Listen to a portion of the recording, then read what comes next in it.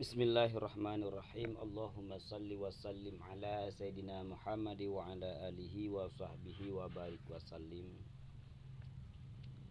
Kita akan membahas tentang undangan pada suatu kanduri. Apakah orang yang diundang tersebut boleh langsung mencicipi makanan tanpa ada kata yang dikeluarkan oleh pemilik rumah ataupun pemilik makanan untuk membolehkannya? Boleh ataupun tidak?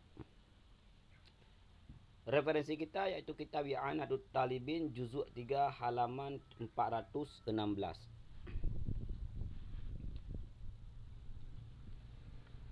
Wa yajuzu lidhaifi ayyakula mimma quddima lahu bila lafdin minal mudhifi. Jadi para tamu, para undangan yang diundang oleh pemilik rumah, ahlil bait, maka mereka itu dibolehkan memakan sesuatu yang telah disajikan kepada mereka. Jadi makanan yang telah disajikan kepada mereka itu dibolehkan untuk memakannya. Walaupun tidak ada kata-kata ataupun lafaz yang diucapkan oleh ahli makanan tersebut, oleh pemilik makanan tersebut. Namun jika para undangan belum hadir semuanya, maka kita yang sudah hadir tidak dibenarkan memakannya, menyantapnya makanan yang disajikan bila tidak dilafaz, bila tidak dipersilahkan. Ini sebagaimana yang disebutkan na'am in intadhara ghairahu lam yajuz qabla hudurihi illa bilafdin minhu. Jadi kalau masih ada undangan yang ditunggu, maka kita yang telah hadir tidak boleh langsung mencicipi makanan yang disajikan apabila tidak dilafaz. Nah, ini sudah butuh kepada ucapan. Jadi dasarnya adalah setiap undangan yang diundang, kemudian makanan yang disajikan, maka kita para undangan itu boleh memakannya walaupun pengundang sahibu ta'am, ahli makanan tidak mengucapkan, tidak mempersilahkan untuk makan. Tetapi bila masih ada tamu yang belum hadir ketika itu, maka apabila ahli makanan tidak mempersilahkan kita untuk menyantap makanan tersebut, maka tidak boleh menyantapnya. Tentang hal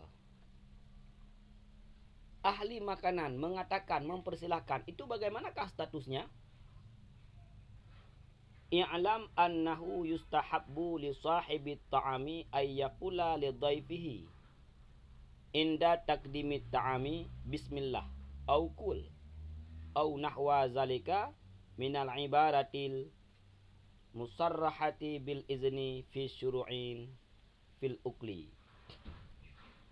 Jadi sahibut ta'am, pemilik makanan, ahli bait, itu disunatkan bagi mereka untuk mengatakan bagi tamunya, yaitu kata-kata yang menunjuki kepada dibolehkan memakan makanan yang telah disajikan. Itu sunat hukumnya.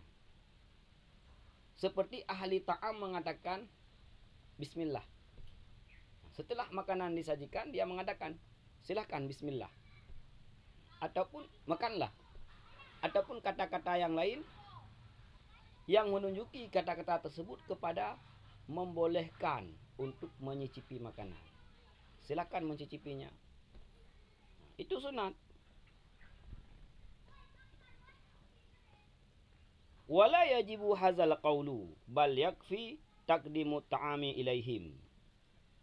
Jadi tentang ucapan silahkan makan ataupun bismillah ataupun silahkan menyantap makanan ataupun makanlah, ini tidak wajib hukumnya.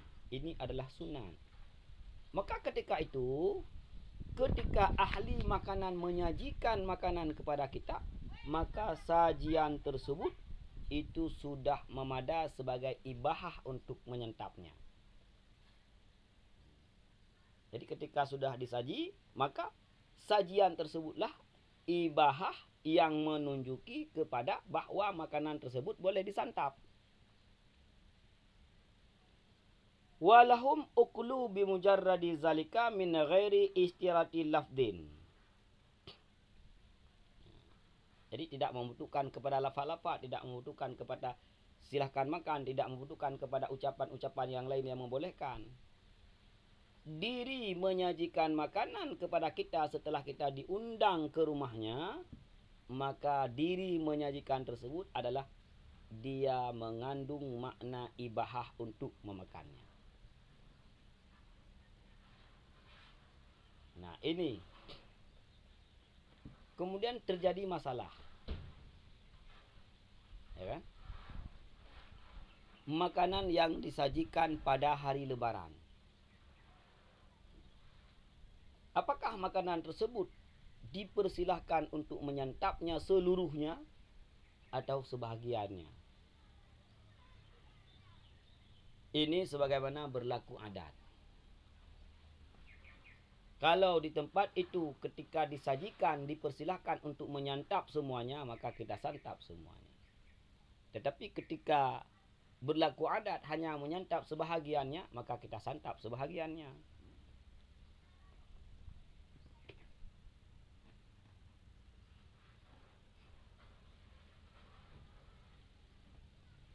Ada pendapat yang mengatakan bahawa tidak boleh, tidak harus ada lafaz, harus ada mempersilahkan untuk makan. Ada. Wa qala ba'du ashabina la budda min lafdhin. Jadi ada sebahagian sahabat-sahabat pendapat-pendapat dalam mazhab Syafi'i yang mengatakan yang bahawa ketika makanan telah disajikan, maka kita tidak boleh memakannya. Kecuali pemilik makanan, ahli bait itu mempersilahkan kita untuk makan. Ada. Namun wasawabu al-awal, yang paling benar adalah pendapat yang pertama. Diri penyajian makanan yang disajikan kepada kita, maka dengan semata-mata sajian tersebut, itu mengandung makna ibahah untuk memakannya.